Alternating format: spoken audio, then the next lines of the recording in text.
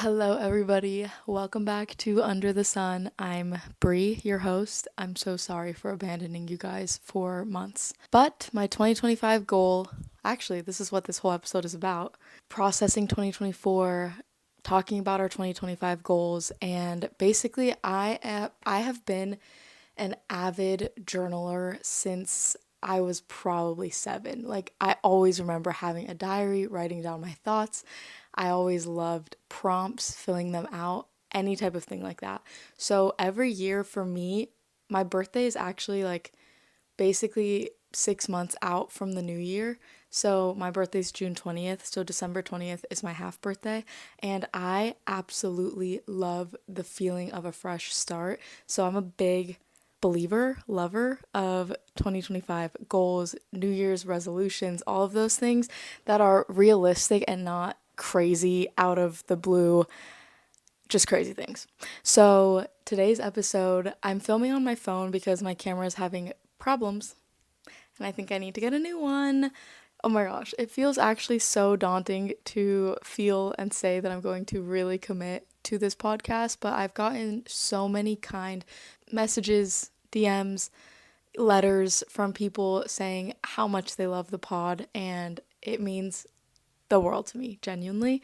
So I do have a deep desire to connect with you guys on here. I think it just feels like the more raw version of me, like it's edited a little bit to just make it flow quicker, but it's really pretty unedited, me and you talking. Or I guess me talking and knowing that you're listening, and sometimes some of you write letters to me, so then I know that someone's out there listening to this.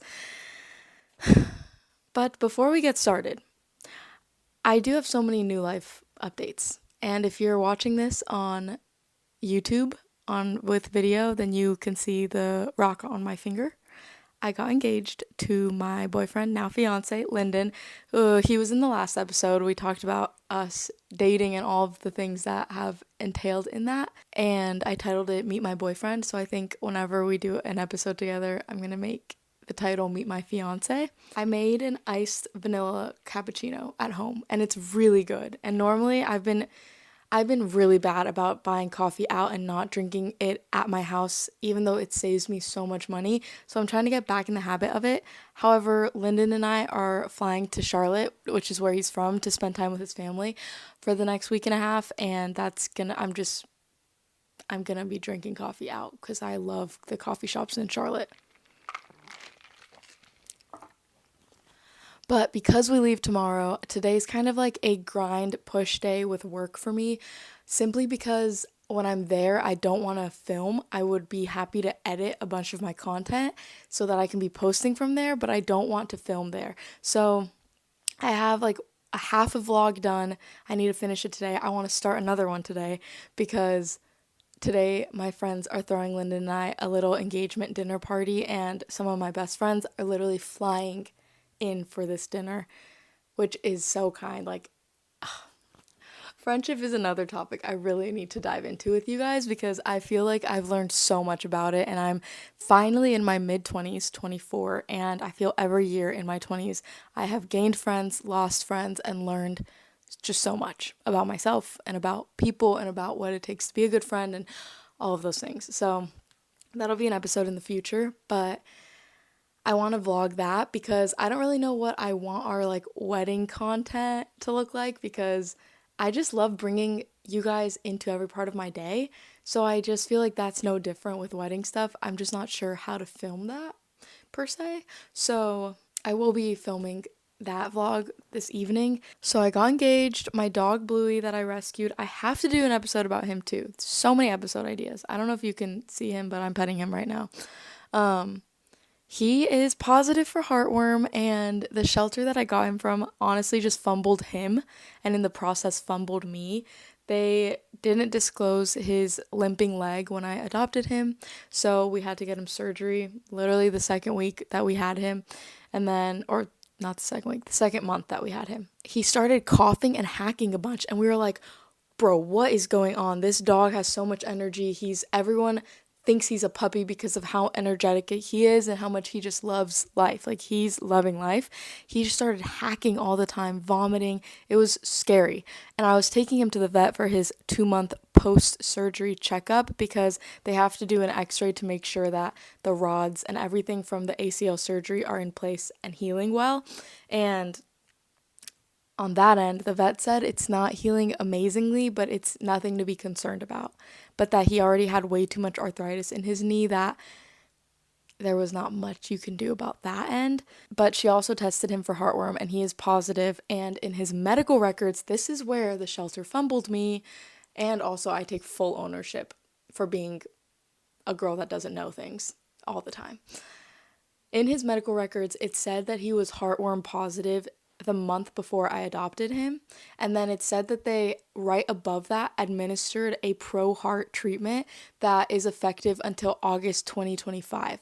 So I read that and I think, okay, so he had heartworm. They gave him this medication. He had to finish a round of the medication when I had adopted him. He had like 4 days left.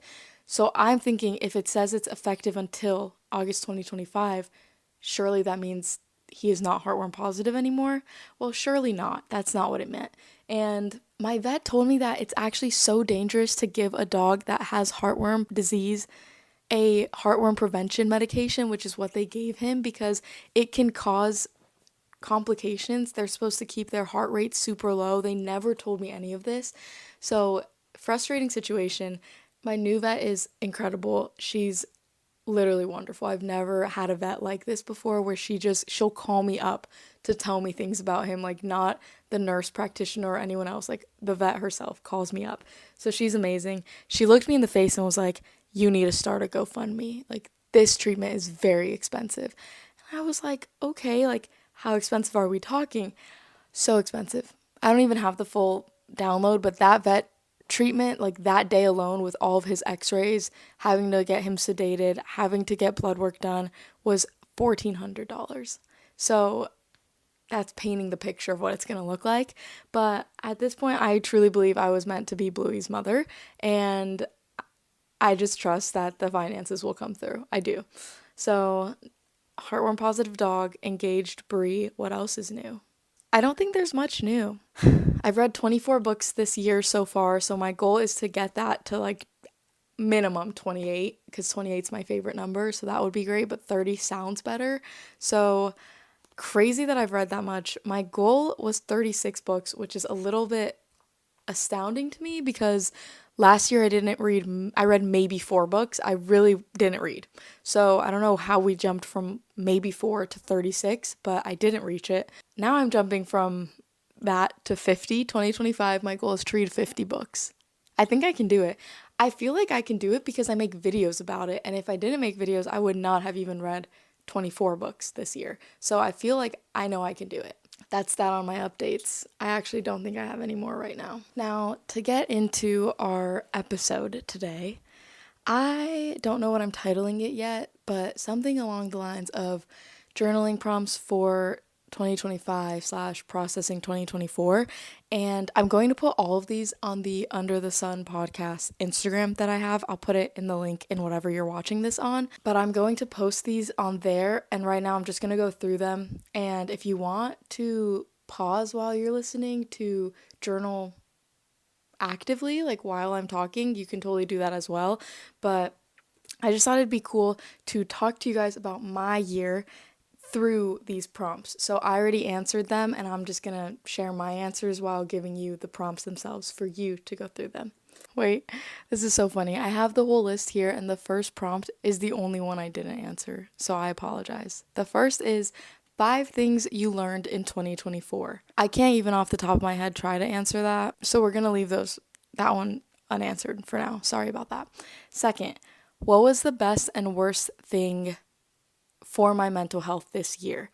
So parentheses, like, in what moments / when did you feel your best mentally and when did you feel your worst?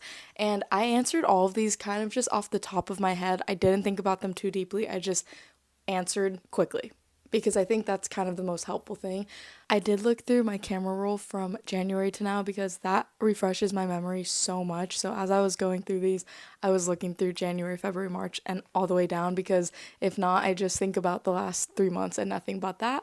So I said that the best thing for my mental health was working out consistently, and this is the first year in my adult life that I've had the health and stamina to be able to consistently work out. Probably many of you know, I have an autoimmune disease. I have lupus, and along with it, I have arthritis, and some seasons of life, I just have insane joint pain, and getting out of bed hurts, let alone going on a walk, let alone lifting weights or going to Pilates. So those things were kind of out of the picture for me for a while. And this year, I slowly built up stamina and endurance to be able to work out consistently, which has been such a blessing for me. Mentally, it has helped my brain so much to be able to put my body in challenging positions and work through it and then get stronger, and seeing my body get stronger is actually the coolest thing ever, and I don't think I've ever seen that before in my life. The worst thing I wrote down was doom scrolling unto comparison. I don't actually think doom scrolling is horrible all the time. I would almost argue that it's good for your mental health sometimes. Funny, I know, but I'm kind of being serious. It is so nice sometimes to disconnect from reality and just scroll on your For You page where you don't know anybody and they're just telling funny stories. At least that's my algorithm. That trend, that trend with that meme where they're just slideshows of people telling the craziest stories that have ever happened to them, I've never cackled at my phone this much in my life. The olive oil story, if you know what I'm talking about, they're just not real. They're so funny. But what I mean is when you're on your phone scrolling until you're at that point where you're like, oh my gosh, like I hate my life. I need to fix everything. I'm not doing enough. Why is their life so cool? Why am I not doing this? Why don't I look like that? And you're scrolling onto a point of comparison where you no longer even like yourself. That's bad. That's really bad for my mental health. I do that still, even though I know it's not good for me. And I really want to have more regulations on my phone for myself, for my sake of not doom scrolling unto comparison. And I think you kind of know when you're mentally at a place where you're more susceptible to compare yourself to people. And I think that happens for me if I go on my phone first thing in the morning or last thing at night. So I just need to do better for sure. But that was 100% the worst thing for my mental health this year. The next prompt or question is, what am I most grateful for that happened in 2024? My answer is just getting engaged to Lyndon Matthew Lloyd. I just think it's the coolest God redemption story ever, that of all the people in the whole world and universe, this boy that I met when I was 18, when I was dating a different person and we were in the same friend group, and you couldn't have told 18-year-old us that we would end up engaged in 2024. We would not have believed that. And there's genuinely no one else I would want to spend my life with. So I'm so grateful that that happened in 2024. By far the best thing to happen this year, 100,000,000,000%. Next is, what did self-care look like for me in 2024? So I think just thinking through what are things that you did that were good for your mental health, that made you feel loved even by yourself, whether that's buying a massage or shopping or going on a nature walk or volunteering at an animal shelter, like things that for you are self-care. For me, I wrote that buying workout classes and not being too concerned about the cost was something that was self-care for me. I'm pretty careful about spending just because I don't got too much and I don't pay rent at home because I live with my parents, so it's almost easier for me to spend money because I'm like, oh, I don't have other expenses, but it's really dumb because I'm gonna live with a man and we're gonna have to pay for our lives very soon. So I think that has been self-care to invest in my health and almost not even put a price on investing in fitness and my health. And they always say health is wealth, and I think putting an investment into your health is one of the best things you can do for your self-care. Seeing myself get stronger is literally such a cool thing. Probably one of my favorite things of this year. I would say that was an act of self-care that is really hard for me. It's challenging for me to spend money on things and feel okay, like an expensive dinner or a coffee that's $8. I'm like, that's too much money, and it kind of stays in my head for a few hours or days, and I have to let those things go because there's no point in dwelling on it. If you already paid the price, it's in the past, and I have to remind myself that it's okay. Like, as long as you're not being stupid with your money, it's gonna be okay. Money comes, money goes. Be a good steward of your money. But self-care definitely looked like going to solid core for me. Okay, and the next question is, what time did I most often wake up? And I think this is just a cool question to kind of see what your day to day was like. If you had routine, do you wake up at the same time all the time? What was 2024 like? What's 2025 gonna be like? I said that on average I woke up around 9:30 because there were times I woke up at 11 and times I woke up at 8, so it felt like 9:30 was a good medium. And then now that I have Bluey, he wakes up at 9:30. But in 2023 I slept until 11:30 many days. That was, I think, because I was more sick with lupus, and now I think since it's better, my body is able to wake up earlier and not need as much lay down rest time, even though I'm just as fatigued and exhausted. It's such a weird thing. Chronic illness is so weird. Those that are sick get it. You're always tired, but sometimes like you feel less tired even though you're the same amount of tired mentally, if that makes sense. The next prompt I'm obsessed with. How am I spending my time? So you think back to 2024, January to December, what were the things that took up most of my time? And then the second follow-up prompt to that is, what do you want to put on that list in 2025? Like, what are the things that didn't make it to the list of priorities that you spent your time on that you'd like to be on the list this time next year when you're doing 2025?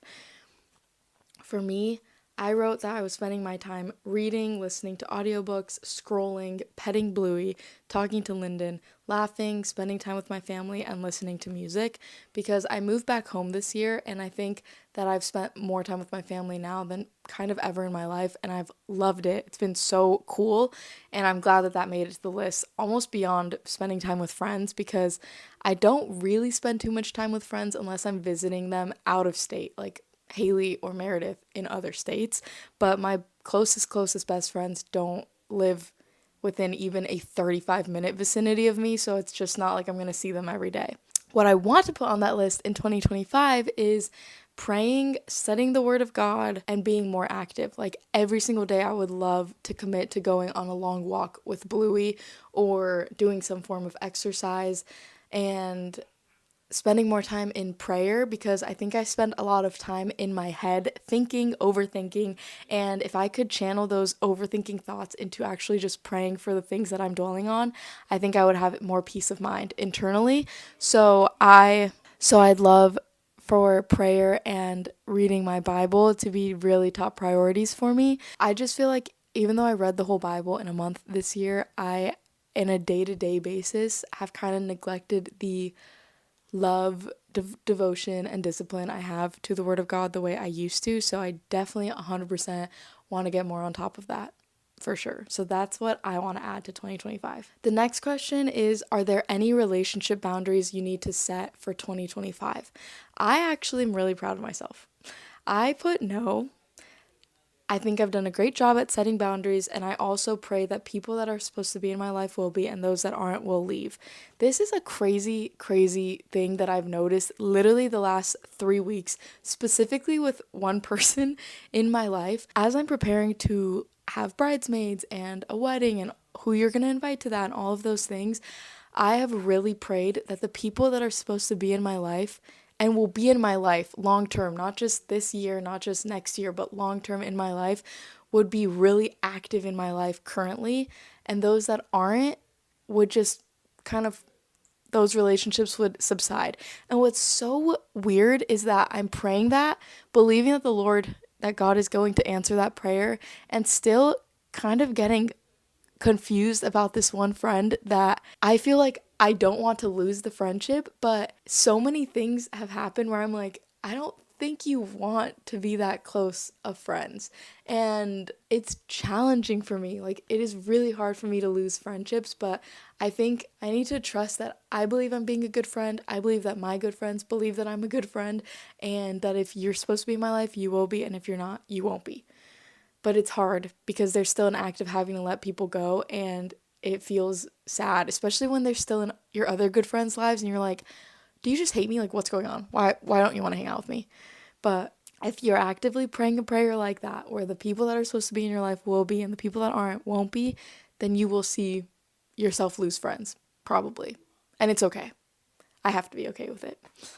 These aren't also really in order, so maybe when I post them on my Instagram, I'll put them in more of an order so they kind of make a little more sense. But the next prompt is, what friends did I feel most connected to this year? I'm not going to answer that, but there are people on the list that I felt closer to at different points in this year, and right now, currently, I would say would not make the list if I was answering for just December, but I'm answering for all of 2024. So keep that in mind when you're doing this.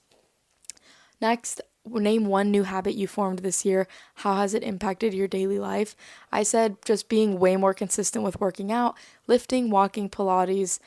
This is the first time in my life that I've been this consistent with working out and having almost like a habit of exercise, other than when I was a teenager. I said that it makes me feel more confident in my body because I feel stronger physically, and then it makes me enjoy the challenge of getting up, learning moves on a reformer, taking these longer walks, listening to audiobooks when I'm on walks. It is the habit that I think formed this year and will only keep growing into next year, and I'm so thankful for it. I feel like it's challenged my daily life, made me feel more confident in my body, made me feel more connected to my body. So love an exercise habit. Next thing, do you currently have something that you dreamed of having last year? What factors led to this accomplishment? I had to think about this because I very much am a person that tends to think of the grass is greener on the other side mindset, and I have to remind myself that that's just not true. The grass is greener wherever you choose to water the grass and tend to it and give life to that area. So I currently have something that I literally dreamed of last year, and it doesn't feel like it's enough for me, and that is that I'm monetized on YouTube. I literally have a channel where I can make money from posting videos, which was always my dream. And the reason why it doesn't feel like a fulfilled quote unquote dream for me is because it's not enough money to like sustain a life. Like at this point, if Linda and I moved in together right now and I was in charge of my own life and paying rent and all those things, I would have to get a job at like a coffee shop or something because I don't make enough from social media right now. And I have to remember that this time last year I was not monetized. I was making $0 and I was still wanting to pursue videos. So I'm so grateful. I am so grateful that I got monetized. That is such a gift. And the factors that led to this were discipline, consistency, learning to edit, investing in video content, in a new camera, and literally, I think discipline was the biggest thing. I lived with Haley and her husband Ryan for like 3 months in the beginning of this year, and I think that set me up for the year of making videos because it was kind of a joke like, okay, you can live with us for 3 months if you post videos on YouTube, and I took it very seriously and I posted I think 3 times a month when I was living with them, and it just taught me so much about how to make thumbnails, how to edit your video, how your intro should be, all these things that I just didn't have language for or even know how to do. So I'm so thankful they took me in. I also had to move out of my house in Orange County because I couldn't afford rent anymore. So thankful they took me in, or I would have been living at my parents' house earlier. And I just think I needed to move in with them and commit to YouTube because I think if I had moved straight to my parents' house, I wouldn't have done it, or it just would have been way slower. So Ryan and Haley, thank you for taking me in. Okay, name one quality you admire in a friend that you made this year. What do you like about that quality, and what does that say about you? Okay, I guess I didn't answer the what does that say about you, but the friend that comes to mind is Sterling. Sterling and I had mutual friends for years and somehow never were in the same room as each other, which is crazy to think about. But we got coffee once in February, and then we got just so close this summer. I don't even know how, but she is one of my favorite people one of the easiest people to get along with. And what I wrote as what I admire about her is that everyone loves her and everyone is friends with her. She is sweet, she's caring, she's generous, she's silly, she's go with the flow, easiest person to get along with, and so full of love. When you talk to her, she cares about what you say. And I think that what I admire about her is how considerate she is of others. I think that's one value I have in friendship that is almost higher than any other value. And the reason I think that I value this so much is because as someone who struggles with autoimmune disease, it anyone with chronic illness would say it makes you feel so loved for a friend or anyone to just ask how you're doing, how your health is doing, and actually mean it. And I have so many friends that I love and I don't even hold this against them. They just never ask me about my health and they know I'm sick. So I think just having that consideration means so much, and Sterling carries that. Like, she embodies that fully. And I love her. So I don't know if she listens to this, but if you do, Sterling, you're perfect. I love you. Thank you for being my friend. The next prompt is kind of the opposite of that. And it's, what is something or someone you had to let go of this year? Do you feel at peace now? What I wrote was, I had to let go of gossiping friendships. And that's just kind of being really close to friends or communities where gossip is unfortunately more common than not. I think that before I really got close to God, gossip was something that I always fell into in middle school and in high school, and it always made me feel some type of way, kind of icky and gross, but it was just hard to not contribute when all my friends were doing that and everyone was like in some sort of like, not even love triangle, friend triangle where everyone's talking about each other, everyone has beef with one another. And I think that I've cultivated a life where I do not want that to be part of it. And Lyndon hates gossip so much. He will always shut it down. So I love that about him. And I think that if I have people around me that are more prone to gossip, I fall into it. And it is a boundary I've had to place to protect myself and others and my heart from not going there. Because I'm sorry, as an individual, you're curious about things. Like, I want to know things. If someone has tea that they're trying to tell me, it's so hard to be like, no, don't tell me. Like, you want to know. So I think setting the boundary of not putting yourself in positions where someone around you is prone to telling you other people's business, just don't be in that situation. And the question of, do you feel at peace now? I think yes. I think it's a boundary that I needed to set for myself or I would fall into, but it is still hard to set boundaries, I guess, with friends or see people kind of fall off away from you in your life. Even though I'm praying those things and believing for the right people to be in my life, it's still hard and challenging. But I definitely think I feel more at peace not participating in things like gossip. For sure. Okay, next prompt. What was an unexpected joy you experienced this year? I wholeheartedly believe that an unexpected joy was rescuing Bluey. I've always been a dog person. I've always been a rescue person. My two childhood dogs were, one was from the West LA shelter and the other showed up bruised and beaten in our front yard and we kept her. So as much as I think golden doodles and golden retrievers and purebred puppies are the cutest thing in the world, I just don't think that I can morally ever shop for a dog. And I'm a dog person. My last childhood dog, Rusky, passed away in September 2022. And there was no thought of getting a dog until I'm like married, living somewhere. But I thoroughly believe that God, in partnership with Rusky, gave me Bluey. And I'm not kidding when I say that. I fully believe that. I just love him so much. My heart just is so full of love for him. If I'm not around him, I miss him. If I go on a weekend trip, I miss him. My parents have taken care of him so much as well, and they absolutely adore him. He's definitely my dog, but he feels like the family dog as well, and he's just the sweetest, and he's an old man. My little 7-year-old. Hi, Bug. Okay, I realized that this is really long, so I'm going to try to like kind of power through it now. What was one thing that you did that you were too afraid to do before? How did you feel afterwards? And what's the next fear you want to conquer? Okay, I wrote, that walking into a new workout studio was something I used to be really afraid of. I hated, even now, like if I'm gonna book a class on ClassPass for a new studio, I just have to convince myself to do it, and then I have to book it, and then I have to stick to it until there's only 12 hours until the class, because then it would charge me $20 to cancel, and then I won't cancel, and then I have to go.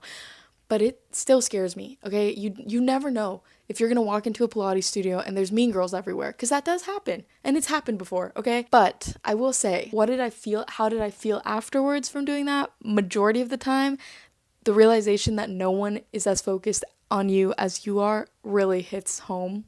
And I felt stronger, I felt proud of myself, and I need to just keep doing that. The other thing I wrote that I was too afraid to do before was vlog in public.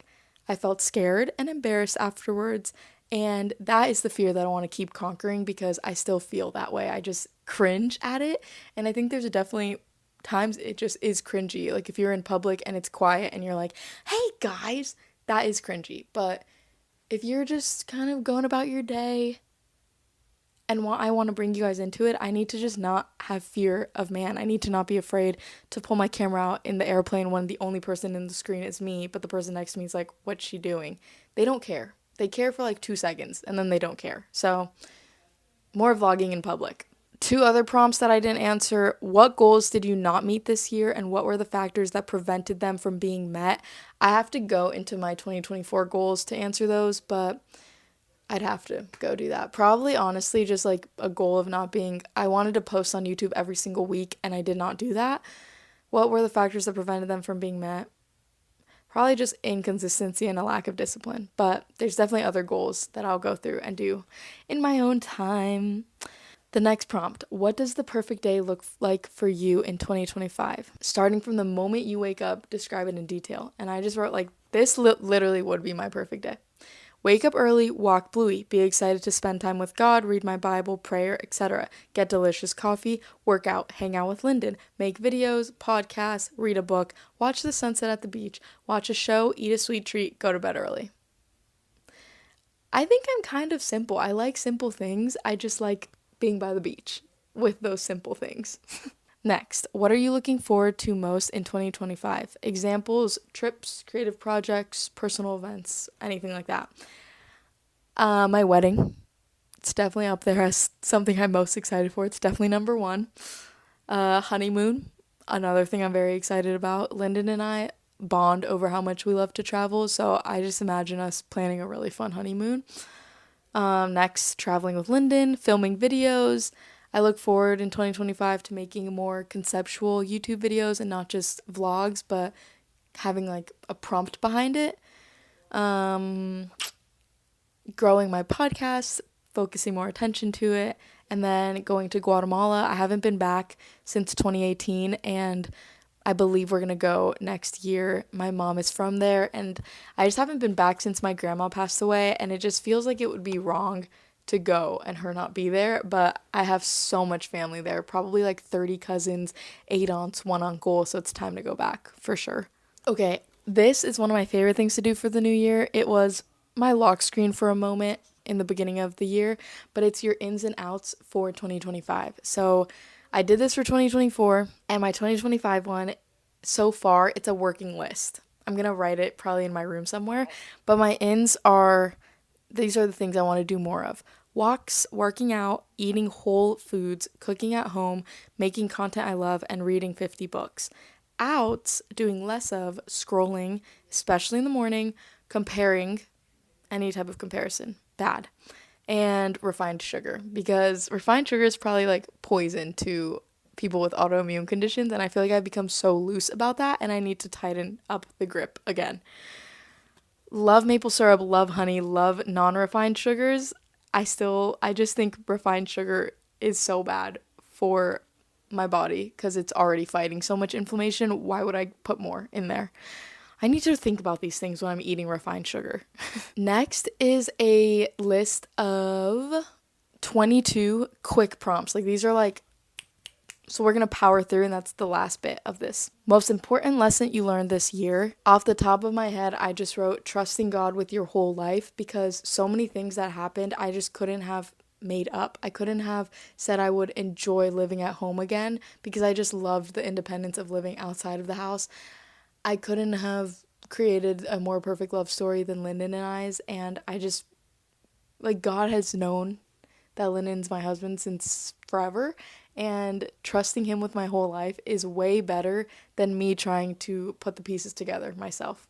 Number 2, what was your favorite moment of 2024? Getting engaged, going to New York. New York is my favorite city. Getting to get engaged in my favorite city, I don't even have the words for. It was genuinely the most perfect early 2000s rom-com-esque engagement I couldn't have dreamt that up. And the fact that I was actually surprised is just the chef's kiss cherry on top. Number 3, what are you most proud of accomplishing this year? I said growing my relationship with my parents and growing social media. I feel like I've always been somewhat close to my parents, but I think living at home when you're in your 20s makes you reignite that closeness. And I feel way closer to them now, which is so sweet. And proud of growing my social media. And I feel like committing myself to making this my full-time job so that I can live with my husband one day and pay rent somewhere.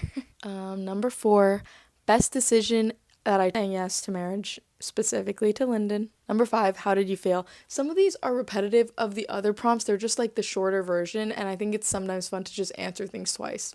I don't know. You can disagree with me on that. I failed by not posting weekly, which was my goal. How are you different from a year ago? I said I am more confident, I'm stronger, and I limit myself less, whether that's mentally or physically. Before, I would be like, no, I'm too sick, I can't go on a 30-minute walk, or no, I'm too sick, I can't book a Pilates class. And I think now, even if I'm feeling kind of not the best, I realize that sometimes pushing myself and doing those things, I don't necessarily feel worse afterwards. Sometimes I even feel better. So I feel like I've put less limitation on myself. Who had the biggest impact on your life? Lyndon Matthew Lloyd. How would you describe yourself in 5 words? I put considerate, creative, kind, silly, and tough. Number 9, best film that I watched this year. I have to say Interstellar, because I watched that this week for the first time ever in IMAX, and it was mind-boggling. I had to start manually breathing because I was getting legitimate panic, anxiety in the movie theater from, like, even thinking about it, like, really riles me up. I was just getting panicked in the movie theater because of the movie. So outside of that, the film itself was stunning. The soundtrack, the clips, the everything. Like, it was so visually beautiful. Best book I read, The Nightingale by Kristen Hanna. I know if you see this book in public, I'm looking at it right now on my bookshelf. It's so fat. You are gonna psych yourself out of reading it if you're like me. I literally decided I would read it over a month time to not put pressure on myself to read it, and I read it in a week because of how gas it was. Made me cry so much. I'm waiting for it to be turned into a movie. Apparently it was going to be a movie. I don't know what the status of that is like anymore, but it would be an amazing movie. Best TV program. Okay, I watched Modern Family, the whole series, for the first time this year, and that is peak television right there. Peak television. Okay, a first I had this year, being a fiance. Only year I'll be one, fully. Well, now I'll be one in 2025, but not the whole year. Okay, number 13, new friends. I put Sterling. Other than Sterling, I really haven't necessarily made new friends. I've deepened friendships, but I don't think I've made new ones. I'm trying to think. I think that's all. Favorite song I've discovered?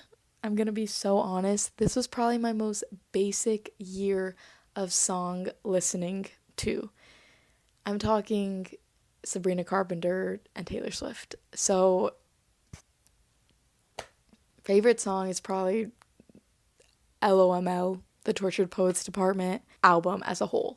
She cooked. Number 15, exciting purchase. My boy Bluey. He was free because he's 7 years old, but then he wasn't free because he needed surgery, medicine, heartworm treatment, x-rays, and everything else. But exciting nonetheless because this is literally my boy. Okay, number 16, mental state. I just wrote solid. I think that I've had peaks and valleys. I've had valleys this year. Long distance with Lyndon at the beginning of the year, valley. This summer, valley. Every other time, mountaintop. November getting engaged, mountaintop. So I just feel like it's been solid. Ups and downs, but I felt pretty stable. Number 17, boys I've liked, Lyndon Matthew Lloyd. Number 18, goals I've achieved, reading the whole Bible this year, consistently working out, reading more books, and getting monetized on YouTube. Number 19, what skills do you want to learn / improve / master? I said getting stronger in Pilates, lifting weights again, cooking, making gas espresso at home, learning how to budget and budgeting in general, and then editing. I just want to become a better editor because I'm self-taught, quote unquote, but I just want to learn how to do things more efficiently and, I don't know, just get better at it. Okay, number 1 goal for 2025. I took this as a work-related goal because I have different goals for everything. Like a spiritual goal would be to read the whole Bible again. A emotional goal would be to, I don't know, I didn't think of one. Be a good friend. Journal more. But my number 1 goal for 2025 work-wise is to make social media my full-time job, specifically pursuing this podcast and making YouTube videos, and then slowly working on making a brand. So one of my dreams is to have a stationery brand. This is, if you're watching on video, my bookmark. I make bookmarks, and I think I'm gonna close that down for a little bit, and I want maybe 2026 is the year I come out with a brand, but I just don't have the time or resources or skills to make a full-on brand where the quality is what I want it to be. I want hoodies, I want all kinds of ideas that I don't want to share because I feel like they're very special and good ideas, and I'm not in a position to do it right now. So I would love to a work goal would be to slowly be working on somehow creating a team, people that know how to talk to manufacturers, people that know how to source hoodies and good quality crew necks, things like that, how to make it sustainable, all of those things. That would be a goal as well, for sure. I have so many ideas of bags, tote bags, hoodies, bookmarks, notepads, journals, planners, all of those things. Next, what do you want the theme to be for 2025? I definitely want to come up with a word for 2025, but the theme I want is discipline plus dreaming. So I think that a lot of my life I've allowed myself to dream really big, but I haven't pursued the discipline it takes to make those dreams a reality. But then if I'm just focusing on discipline and I don't allow myself to dream, I feel like I'm limiting myself. And I think the two together are the superpower secret sauce that make you successful. So that's what I want the theme to be. Okay. And then some bucket list items. I just wrote unlocking 3 new countries. I think that'd be really cool to go to 3 new ones. Reading my Bible daily, making it a habit. Being a super intentional friend. That's not really a bucket list, I guess, but that's just a goal as well. It's just continuing to be a super intentional friend to the people in my life. And then my bucket list goal item is Lyndon making YouTube his full-time career. You might be wondering, Brie, why is this on your bucket list item? Well, when we get married, we will be one flesh. So his dreams are my dreams are his. And I believe that if he pursued content creation, he would be legendary. He'd be insane at it. He's so good with people. He's so good at editing. And I think if he gave himself to it, he would pop off. So hopefully this time next year he's doing that full time. That would be crazy. But that's pretty much all I have for processing 2024 and goals / prompts for 2025. I really hope that you got inspired. I think my goals for 2025 are really work related, which is honestly the first time in my life that it is.